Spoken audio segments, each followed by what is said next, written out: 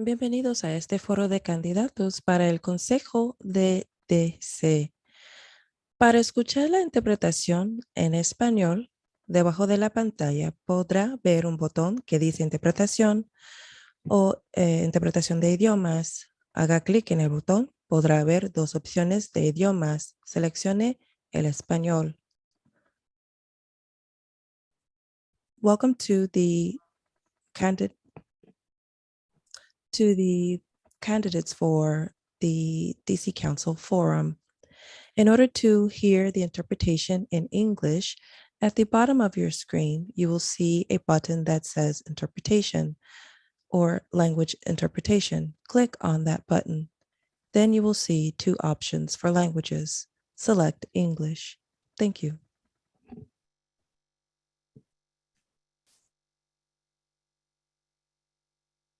Thank you to everyone who's joining us for this virtual candidate forum. I'm Monica Hopkins, Executive Director of the ACLU of the District of Columbia.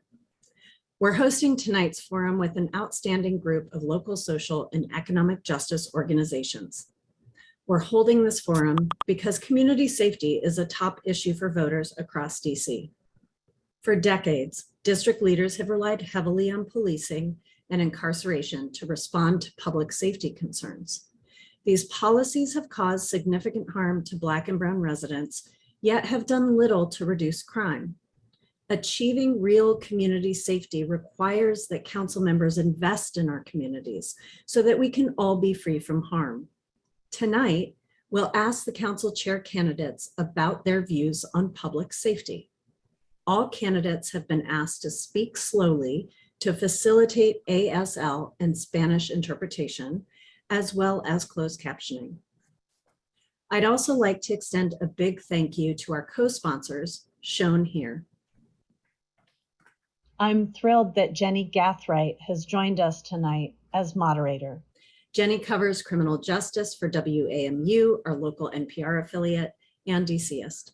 Her reporting continues to make a significant impact on the safety of all district residents. Welcome, Jenny. Thank you so much, Monica. Tonight, we have joining us two candidates for DC Council Chairperson, Phil Mendelson and Aaron Palmer. I'm going to ask about 10 or so questions. Each candidate will have 1 minute to respond. And if you directly name your opponent in your response, I'll give them 30 seconds for a rebuttal. I'll be sprinkling in some rapid response questions where you'll just give a yes or no answer, no explanation.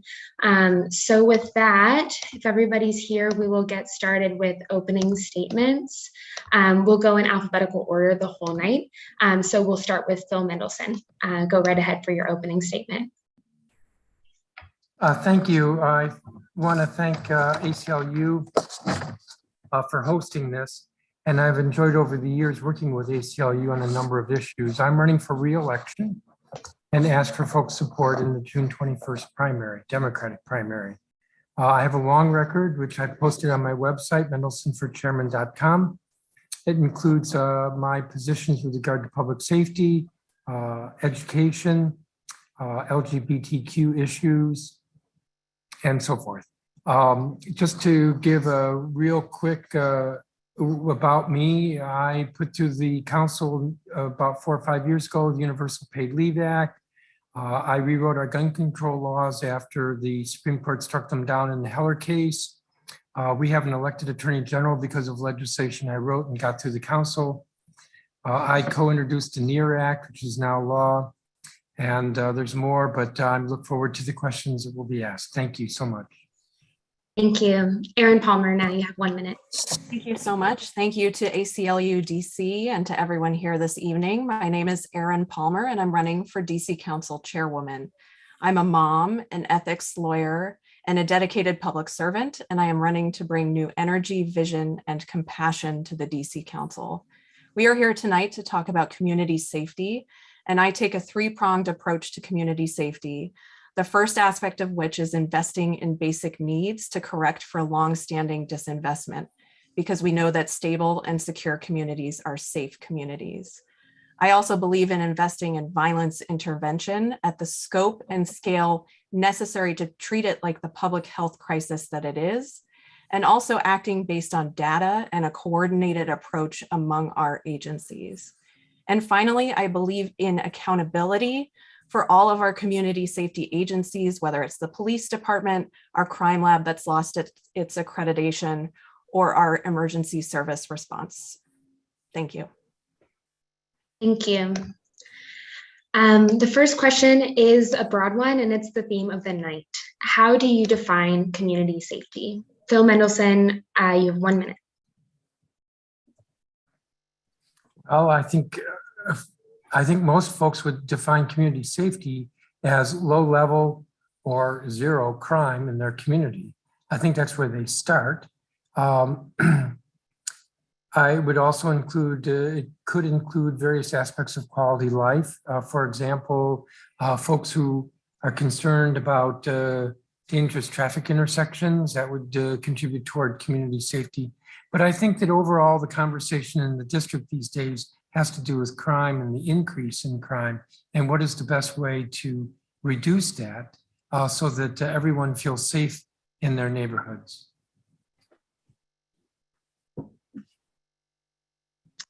Thank you. Aaron Palmer, for your answer, you'll have 1 minute. Thank you so much. I would define community safety as stable and secure communities, and also something to which every DC resident is entitled. So I talk a lot about meeting basic needs, and that's the idea that every DC resident is entitled to housing, education, and healthcare, the basic things to have a stable and secure life. And I think that that contributes meaningfully to community safety. We also know that blight and disinvestment really impacts community safety, and that investing in communities is one way that we correct for everything from abandoned cars to litter to vacant buildings, and all of that relates to having strong and stable communities and keeps them safe. Thank you. Thank you. In the wake of George Floyd's murder in 2020, the DC Council convened a police reform commission. And last spring, in spring of 2021, that police reform commission released extensive recommendations, 90 in fact, to guide the district in reimagining public safety. Which of these 90 recommendations would you identify as your top priorities, and what will you do to make them happen? Phil Mendelson, 1 minute. Sure. Well, I would start with two issues, even though you said top, and those two are whether the police through their union can bargain their disciplinary process. I actually amended the act in 2020 to specifically prohibit bargaining discipline. It's a matter that the FOP has objected to strenuously, to the point of doing advertisements this spring against me. The other aspect is a strengthened accountability, and I introduced legislation that was the product of the Police Reform Commission regarding accountability, establishing a deputy auditor for public safety, strengthening the Office of Police Complaints, and the bill includes all of the recommendations from the Police Reform Commission. I will note that I was the deciding vote to set up the Police Reform Commission. I'm the one who made the appointments to the commission, and I expect this summer we will see that legislation move through the council. Thank you. Aaron Palmer, you have 1 minute, same question for you. Thank you so much. I would note at the outset the incredible work that went into the Police Reform Commission report and recommendations, and that I strongly support the report as a whole. In fact, our Advisory Neighborhood Commission issued a resolution around the same time, but preceding the report and recommendations, that largely echoed the conclusions of the report and the recommendations for reform. I too support a deputy auditor for safety, and I think that part of the challenge we're dealing with there is the actual implementation, because we know that the DC Council has struggled with implementing recommendations from the DC auditor more generally, so it will involve follow through. I also support the report recommendations for a social safety net and investing in basic needs. And I think it is important to decenter the police and focus other resources where they can go, like mental health services in response to a mental health crisis, so that the police can be more focused on their realm of crime. Thank you. Thank you. As chairperson, what are the non-police types of community investments that you have prioritized or will prioritize to prevent violence and to intervene in crises as they're happening? Phil Mendelson, we'll start with you once again. Sure. Well, there are a number of different possibilities, but probably the one that's most obvious and would be the most frequent is mental health interventions. So basically, do we need to send police to an incident when it's purely a mental health situation? And what can we be doing that brings mental health resources or intervention to situations where really the outcome is not where incarceration or arrest, but rather a mental health intervention? That's probably the most obvious. This is a little bit more complicated, but we need to be looking more at diversion. So it may be that the police are involved initially, but again, there are many situations besides mental health, like substance abuse, where diversion is what makes sense. A jail is not a drug treatment facility. It's also not a mental health hospital. And yet possibly 2/3 of folks are there because of that. Diversion would make a difference. Thank you. Aaron Palmer, same question to you. As chairperson, what non-police community investments would you prioritize to prevent violence and intervene in crises?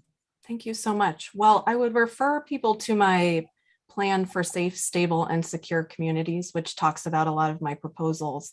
And again, I mention a lot investing in basic needs. And to me, that means making sure people have safe, stable, and secure housing, working to end hunger, particularly among children and seniors, making sure that everyone has a high quality public education, and improving access to healthcare, particularly where we know that women and Black women have a lot of challenges and disparities in terms of maternal mortality. In terms of violence intervention, there's a lot of work we can do there in terms of investing in our programs and making sure that they're coordinated. We know that violence intervention programs exist in a number of different places, under a number of different agencies, and they are often not talking to each other to ensure a coordinated approach. Finally, I think the Office of Unified Communications can be reformed so that we are actually directing police and non-emergency services correctly. Thank you. Okay, so this is our first series of rapid response questions. So these are just yes or no questions, no explanation. The first is, do you support the Street Vending Decriminalization Amendment Act of 2021, which would decriminalize street vending without a license in DC? Yes or no? Phil Mendelson? No. Aaron Palmer? Yes. Okay. Do you support passing legislation to end qualified immunity, which shields police officers from certain lawsuits stemming from their actions? Yes or no? Phil Mendelson? Yes. Aaron Palmer? Yes. And this question is a yes or no question that came from the audience. This person asked, do you support a 24-hour harm reduction center in DC? Yes or no? Phil Mendelson? I don't know what that is. Okay, and Aaron Palmer? Yes. Okay. The next question is a two-part question, just for Phil Mendelson. You recently publicly stated that public sentiment on policing has shifted away from wanting to defund the police over the past year. Could you just explain a bit more what you mean by that and how you assess public sentiment? And the statements came from an article in the Washington Post.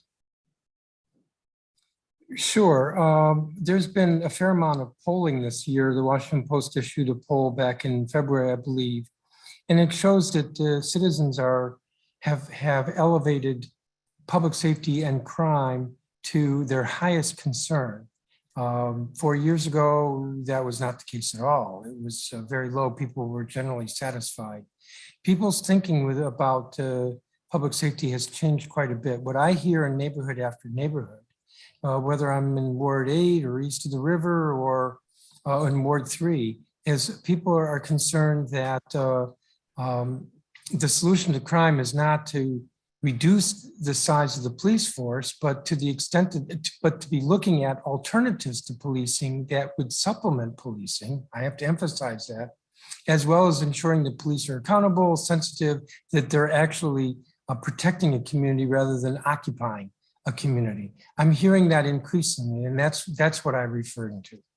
Okay, got it. And then the follow-up to that is, beyond public sentiment, what you describe as hearing from people in neighborhood meetings, what are the other factors that you think the council should take into account when making decisions about how much to fund police and what policies to put in place around policing?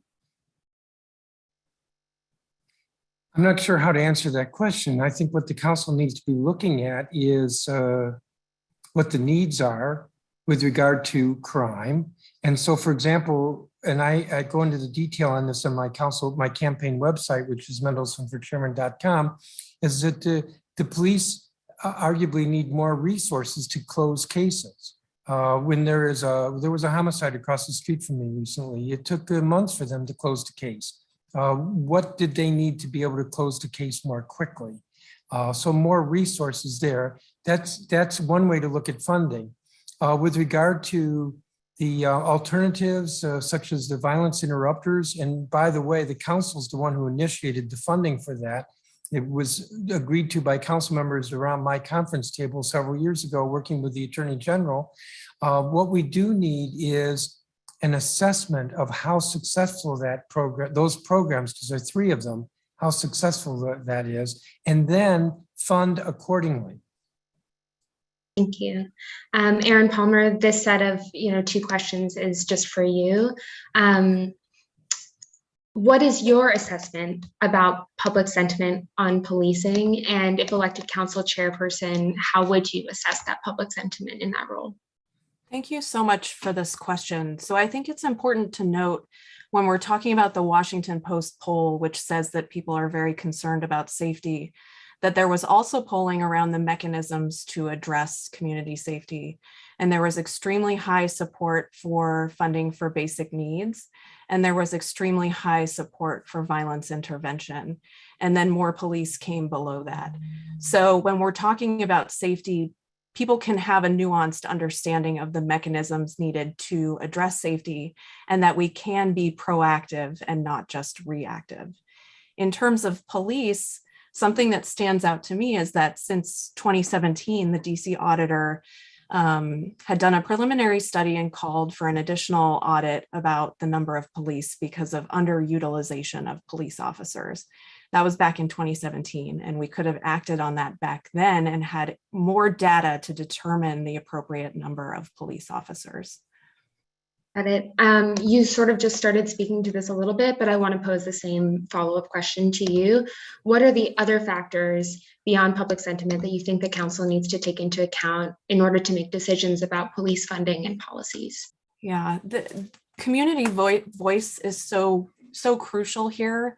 And it's multi-pronged. So it's people who are victims of crime, people who have perpetrated crimes, people who live in less safe neighborhoods. There are layers to how people are impacted and where, and we should be trying very hard to hear from as many voices as possible, particularly youth voices who are very much impacted by community safety and often have layers of trauma. I think we also need to be driven by data and an understanding of whether and how police make us more safe, and not be driven by fear and the potential of recreating circumstances that led to mass incarceration and many of the challenges we've dealt with in terms of over-policing and over-imprisoning our Black neighbors. Thank you. Nonprofits that serve domestic violence survivors and other crime victims have really been speaking out this budget season, and they've been saying that the demand for their services has surged during the pandemic, but they've been underfunded for years and that bill is coming due. How would you as chairperson respond to these concerns? We'll start with Phil Mendelson. I noticed that every question starts with me. Every forum that I've had other than this, we alternate who starts, but I'll go first here again.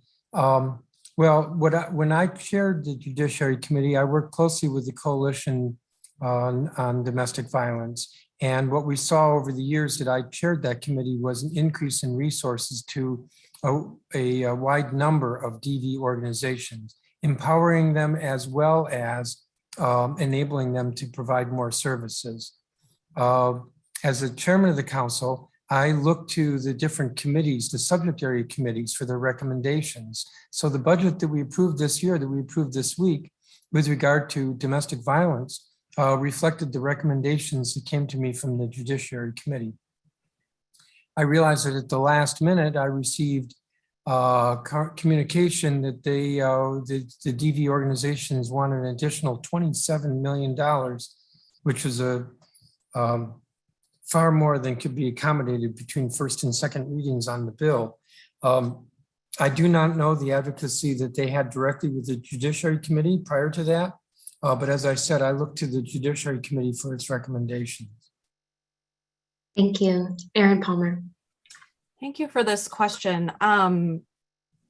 We need full funding for the services for survivors of violence. That can include domestic violence, sexual violence, gun violence, and part of that is understanding the ripple effect of violence and that it's both traumatizing and can create additional layers of violence. And that involves fully funding the Office of Victim Services and Justice grants to meet need.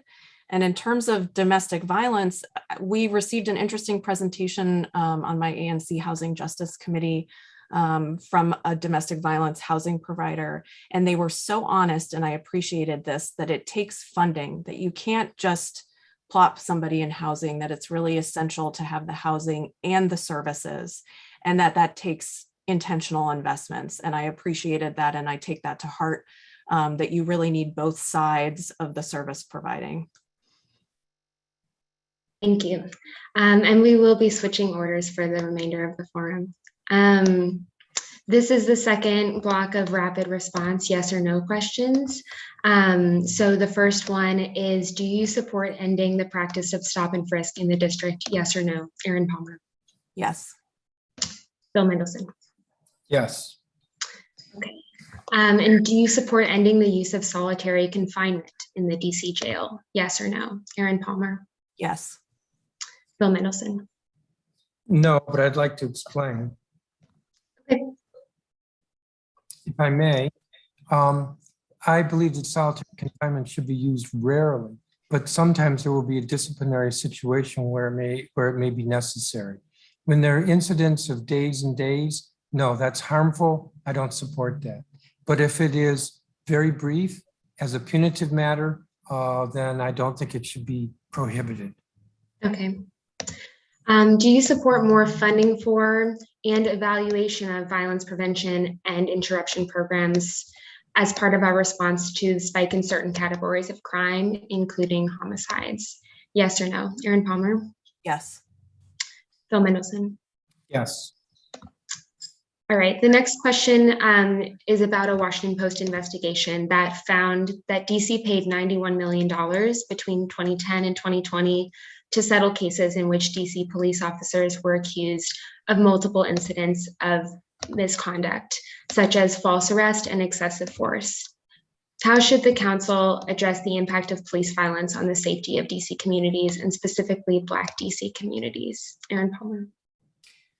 This is such an important question because it's part of what puts strain on our discussion about police and the role that they play.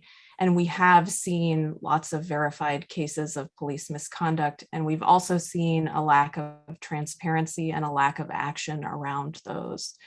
And it just creates a system of distrust and a worsening public safety situation overall. We need to think about expanding the role of the Office of Police Complaints. Something that I found really notable in the Police Reform Commission report is the idea of self-identification of complaints. This is something that stood out to me based on my professional background, that you shouldn't have to wait for a complaint to be filed because they often don't exist because of the power disparity. So if the Office of Police Complaints can get credible information of misconduct, they can take action themselves. I think broadening that authority and their enforcement authority overall would be positive. Thank you. Phil Mendelson. Well, the recommendations in the Police Reform Commission recommended a deputy auditor of public safety to look at issues such as police misconduct and to monitor, not just, after the fact, but to monitor. And the Reform Commission also recommended that steps be taken to strengthen the Office of Police Complaints, including the fact that their recommendations should be more binding. It should not be just recommendations that the chief can put aside. I introduced legislation to affect that and all of the recommendations with regard to accountability that the Police Reform Commission made. I noted earlier that the issue of the police bargaining their own discipline, that is a subtle way that over time it enables the kind of police misconduct that leads to the cases that you referred to.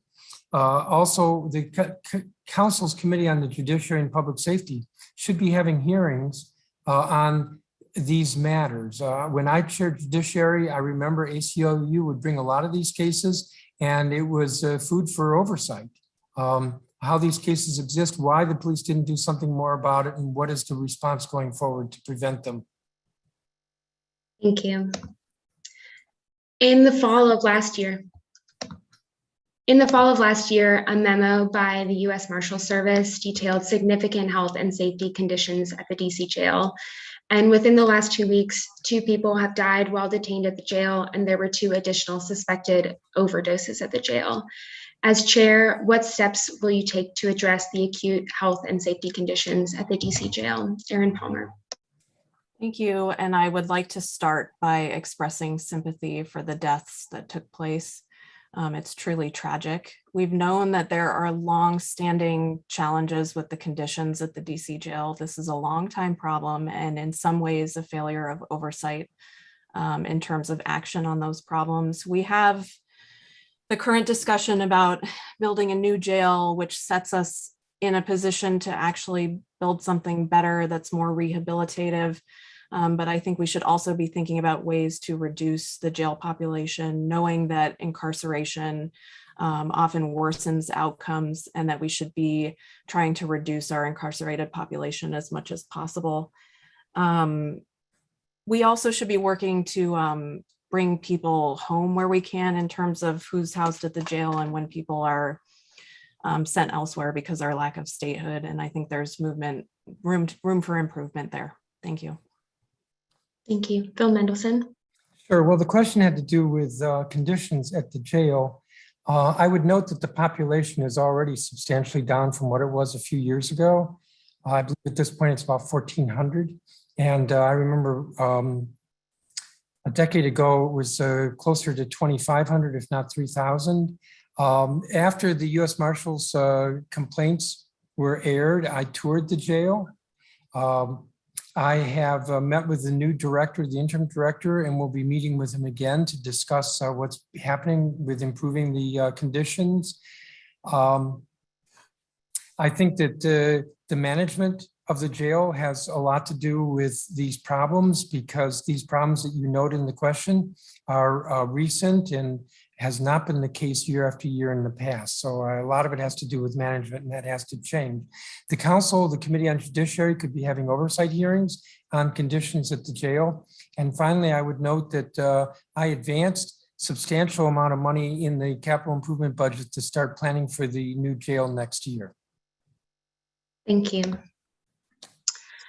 Lack of access to housing is a top barrier to successful reintegration into the community for those released from prisons and jail. What policies would you put forth to address this problem of housing for returning citizens? Erin Palmer. Yes, thank you so much. So something that I think often gets overlooked in terms of housing for returning citizens is a kind of short-term interim solution while people are waiting for more permanent housing or a voucher. And I think there's a lot of work that can be done to make sure people are stably housed in the interim, because that's a prime opportunity for recidivism, and ensuring that people have some stability in their lives is crucial. I think there's basic measures we can take about housing more generally, in terms of expanding rent control so housing is more affordable, ensuring accountability for our Housing Production Trust Fund, which is our primary affordable housing tool. All these mechanisms for affordable housing that can work better and expand opportunities for returning citizens as well. I think there's also room to talk about more dedicated vouchers for returning citizens so that they are placed more stably in housing more quickly. Thank you. Thank you. Phil Mendelson. Thank you. Well, I have a fairly long piece about affordable housing on my campaign website, mendelsonforchairman.com. But I would note this as well. With the budget last year, we put in, I found funding to fund a pilot program with Jubilee Housing for returning citizens. It's short-term housing with their families. We know from, research as well as just reality, that the two greatest barriers to returning citizens re-entering society successfully are housing and jobs. And so we need to be doing what we can to help on the housing side. And again, I have talked about that at greater length on my website. I've worked with an organization called Changing Perceptions, which is a fairly small organization that helps returning citizens with regard to jobs and to some extent with housing. I also have long time been a supporter of Voices for a Second Chance, which isn't so much about housing or jobs, but is helping with folks who are getting out of the jail with basic necessities like identification. So in these many different ways to try to ameliorate the barriers to reentry. Thank you. The next block is rapid response, yes or no questions. Do you support the recommendation from the DC Police Reform Commission to remove police from traffic enforcement and replace them with non-law enforcement DDOT employees to enforce traffic laws? Erin Palmer. Yes. Phil Mendelson. Yes. Do you support the creation of a public database of police misconduct and disciplinary records? Yes or no? Erin Palmer. Yes. Phil Mendelson. Yes. And this question came from the audience. It's also a yes or no question.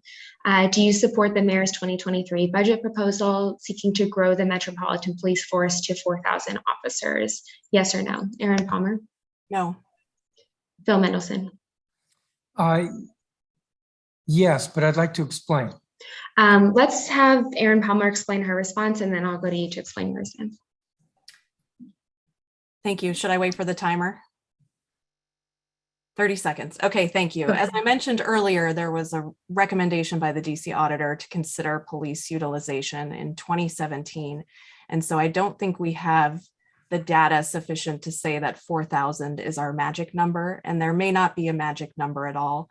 I believe in operating based on whether police are necessary and figuring out the correct number or a better estimation based on data that we can procure. Thank you. And Phil Mendelson, you can explain your response now. Sure. So the question was, do I support what the mayor's proposed in her budget this year to grow the police to 4,000? My answer was yes, because I support the budget, which would grow the police department by about 35 officers. There was nothing in the budget that actually speaks to growing it to 4,000. That's what I wanted to explain. The mayor has said she wants to grow the police department to 4,000. I think that's a mistake. I don't know what the right number is, but we don't need to be arguing over 4,000. Her proposal is to grow it by roughly 35 officers. Right now it's around 3,500. So we don't need to be talking about 4,000. I supported the mayor's budget. That's why I said yes. I don't support the 4,000. Thank you. The next question is also about a DC Police Reform Commission conclusion, which found that DC's crisis response system in the eyes of the commission relied too heavily on police. Do you agree with this position? And what is your stance on reallocating funds from the police budget to fund more community-led safety solutions and crisis response, including funding victim service providers to respond. Erin Palmer. Thank you for that question. You had a lot packed in there, and I do support that recommendation. As I mentioned earlier, my Advisory Neighborhood Commission passed a resolution shortly before the Police Reform Commission recommendations came out that largely echoed that sentiment.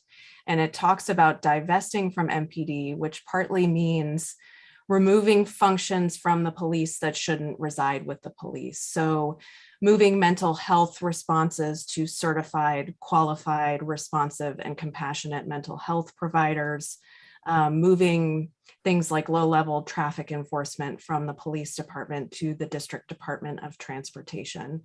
And I think as we find mechanisms to move non-police responses away from police, that is both safer for our communities and also frees up the police to actually focus where they're needed for discrete, concrete safety issues. Thank you.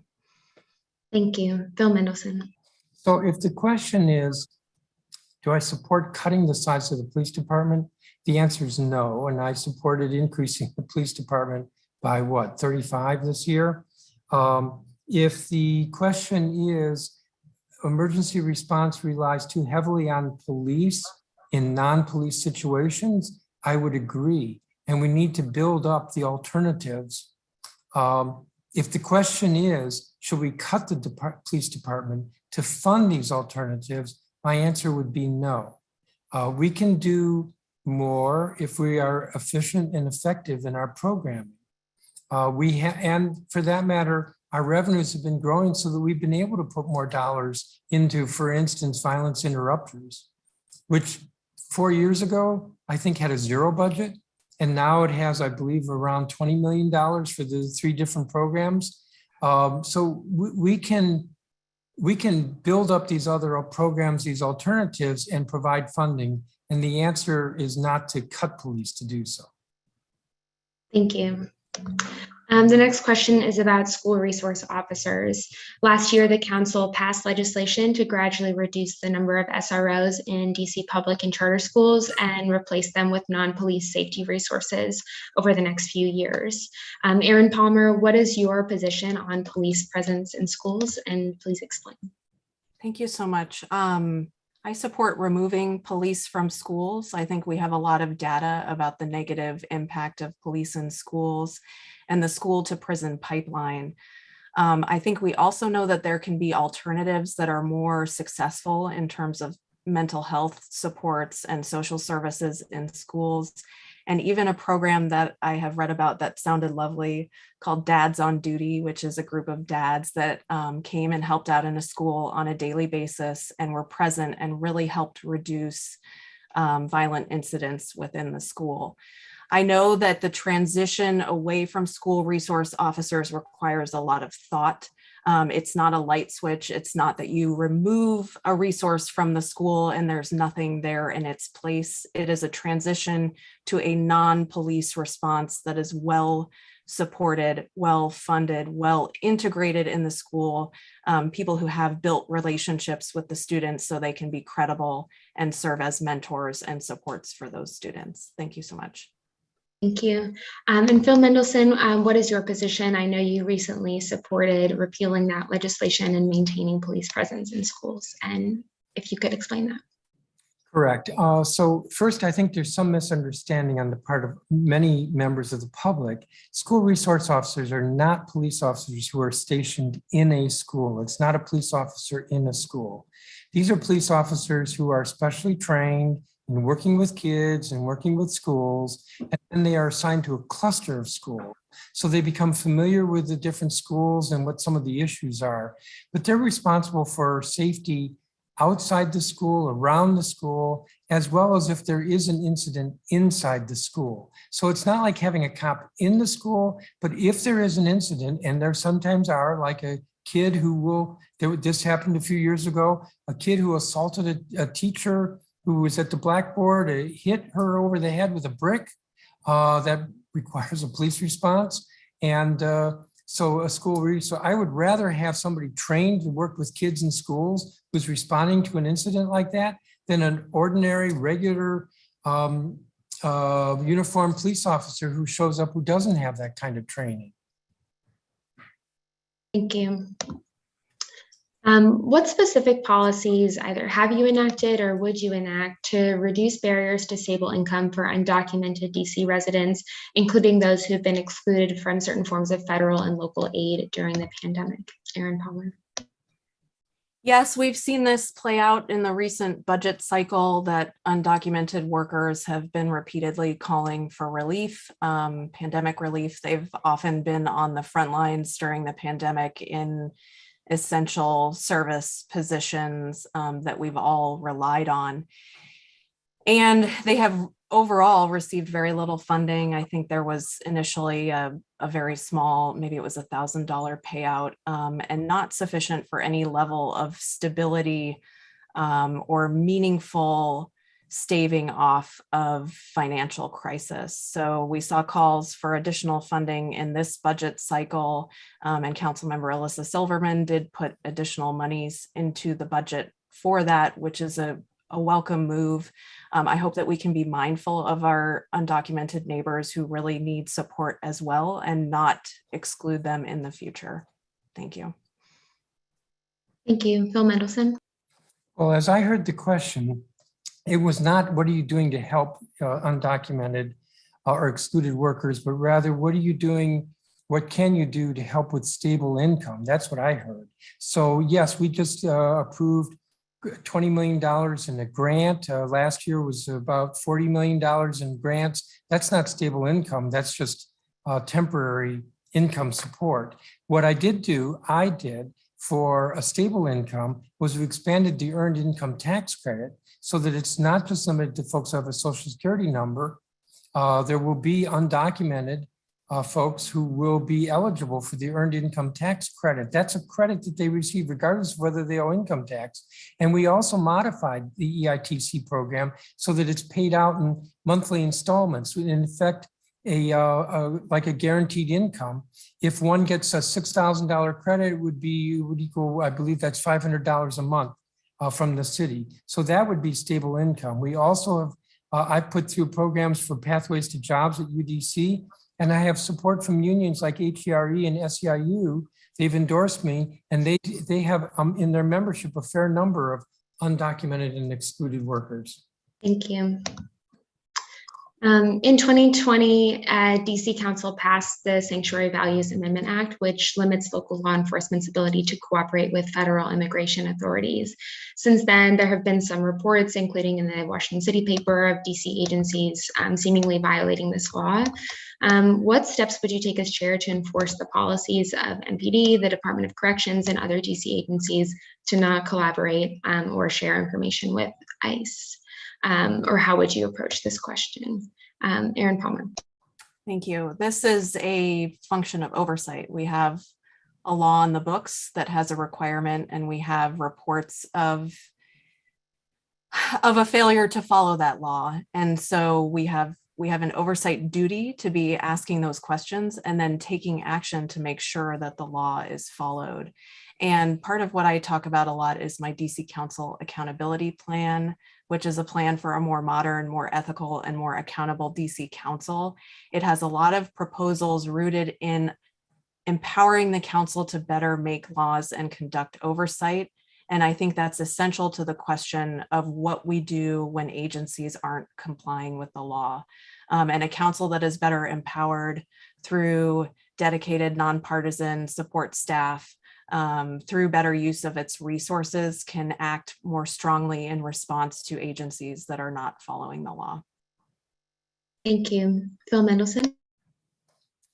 Well, I want to say a couple of things. First of all, the policy of the district not to collaborate with ICE began when I chaired our Judiciary Committee and I put through legislation. So that policy is one that I have supported for over a decade. Yes, there needs to be council oversight by the Committee on Judiciary and Public Safety with regard to the to the extent that there are violations of our policy in the collaboration when it is avoidable.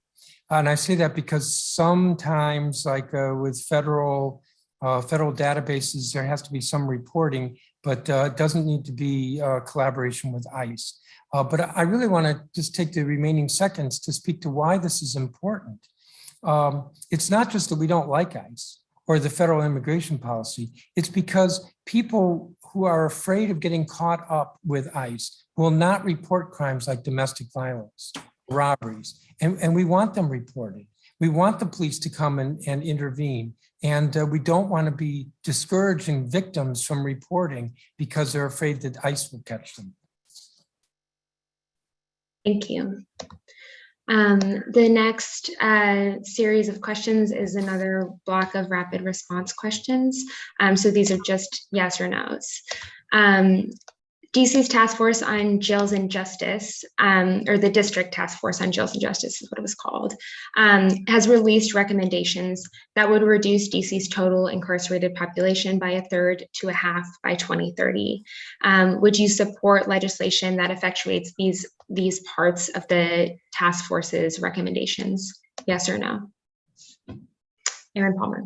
Yes. Phil Mendelson. I don't know the recommendations. Okay.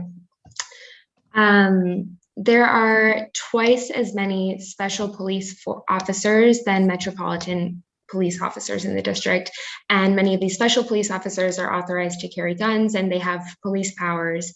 Would you support limiting any powers for special police? Yes or no? Aaron Palmer. Yes. Phil Mendelson. Yes. Okay. And the last rapid response yes or no question came from the audience. They asked, do you believe in tent encampment sweeps? I think I'll make the question a bit more precise and just ask if, for the sake of yes or no, are you supportive of the Bowser administration's pilot program that has been clearing encampments? Aaron Palmer? No, and I'd appreciate an opportunity to respond why, if that's possible. Phil Mendelson will have your response first. Yes. Okay. I think we have time, so we can do 30 seconds to explain each person's position. Aaron Palmer, you can start. Thank you so much.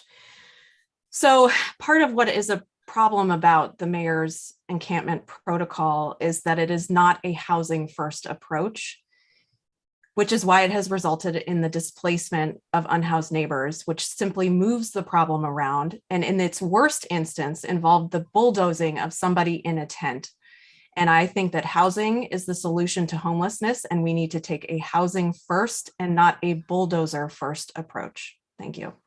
Okay, Phil Mendelson, your explanation. Well, I disagree. It is a housing first approach. There, the encampments identified, it's been a pilot, so it hasn't been every encampment. And where it's taken place, they've identified the individuals and what their needs are and found housing for them and then cleared the encampment. I believe there's some individuals who came to the encampments after the census and the interviews, but it is a housing first approach. And it also is a pilot to learn where things go wrong and how to avoid those mistakes so that a more permanent program could be tried. Thank you. One final question for the night for both of you. There have been a lot of programs and a lot of violence intervention programs that have expanded and been given more funding in recent years. And I'm wondering if each of you could just take a minute to describe how you as council chairperson either do or would approach the question of violence prevention and navigating all of the various programs and how to evaluate them and like how to implement a comprehensive strategy for reducing gun violence. Aaron Palmer. Thank you. I think your question poses exactly what the challenge is, which is a comprehensive approach, because we have violence interruption programs in a number of places. We have the Office of Neighborhood Safety and Engagement. We have the Department of Parks and Recreation Roving Leaders. We have the hospital-based program, and we even have the Cure the Streets program within the Office of the Attorney General. And I think one of the disappointing aspects of violence interruption is that we have parts of the program within the mayor and parts of the program within the attorney general. And there seems to be some conflict and lack of coordination, and that doesn't serve anyone well in terms of our community safety response. So I think coordination, and that can be brought about in part through council oversight. I also think these efforts need to be very data driven. So we need more transparency and accountability there.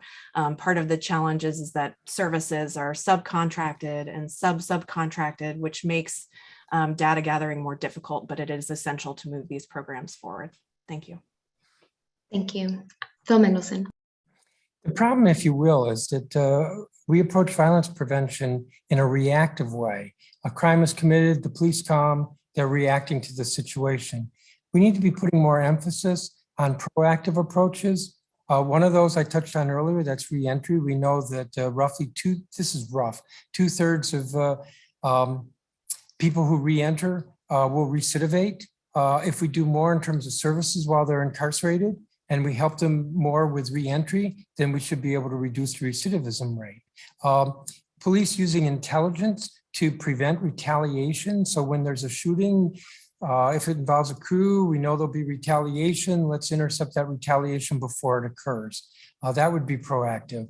I have been strong on pushing for, within our school system, to identify kids who are missing a lot of school, truancy, because truancy, in my view, is an indicator of kids who are at risk of going into the justice system. So let's find out why they're missing school, provide them the services that they need to get them back into school, and they never get involved with the criminal justice system. Those are three proactive strategies. There's more, but there isn't more time.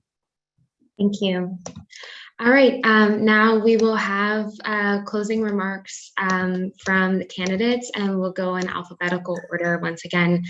So we'll start with you, Phil Mendelson. Well, I hope that what folks have gotten a sense of from this debate, and again, I want to thank the ACLU, is that I am very much committed to issues of public safety, and that I am thoughtful about different strategies. I may not have said this clearly earlier because the question wasn't asked this way, but I don't believe that the solution to crime is just to be locking people up and let's get longer sentences and the kind of, what would I say, Republican stuff that we've heard in the past in the name of law and order. I think we can be far more thoughtful and sensitive about it, and we ought to be looking at strategies that are prevent crime before it occurs rather than as punitive and not even successful as punitive. This forum has been focused on public safety, but there are a lot of different issues in my record that I'm proud of. I mentioned this before: universal paid leave, or authoring our gun control laws, co-introducing and supporting the NEAR Act, things I've done to the budget. So go to my website, mendelsonforchairman.com. There's much more there. I appreciate the time here, and I hope to have your support on June 21st. Thank you. Thank you. Erin Palmer, your closing statement. Thank you so much for this forum. Once again, I'm Erin Palmer, and I'm running for DC Council Chairwoman. I believe in values-based, consistent leadership. I will not change my mind on SROs in schools during this election cycle. I will not change my mind on DDOT involvement in traffic enforcement during this election cycle. I won't change my mind on harm reduction centers.